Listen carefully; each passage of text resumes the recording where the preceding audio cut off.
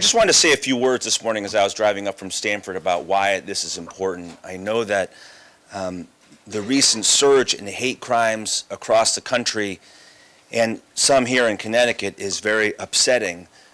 I think for a lot of us it's disorienting because, not that long ago I lived in a world where my 3 children only knew a world in which there was a black president. And so we lived, it seemed, in a different place and time almost, and now it feels like we're coming back down to earth in certain ways. And what's happened in Connecticut has focused this issue for all of us. The swastikas in Danbury, the threats on JCCs in Woodbridge and West Hartford. And for those of us in Stamford, it really was crystallized by the spray painting on a garage door in Stamford, which was there for several weeks for the entire community to see.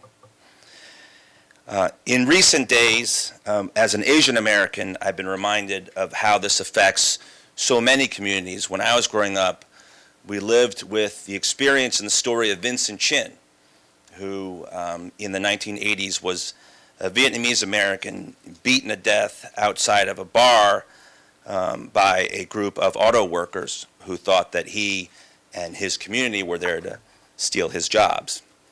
And just a couple weeks ago in Kansas, 2 Indian engineers were assaulted. Both were shot. One was killed in a bar when they were just there drinking bourbon, as they usually do after work.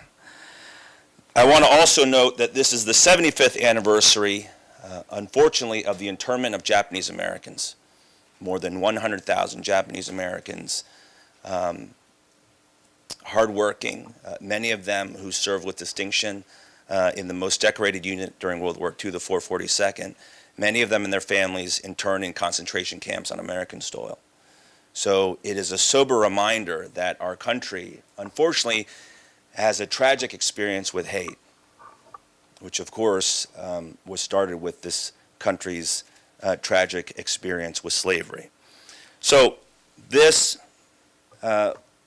pulls all those experiences together and reminds us why legislation like this is important here in the state and why it's incumbent upon all of us. Senator Doyle mentioned Senator Kissel, the House and the Senate and the governor. I hope that we can all come together to strengthen these laws and to make sure that these crimes don't happen here in Connecticut.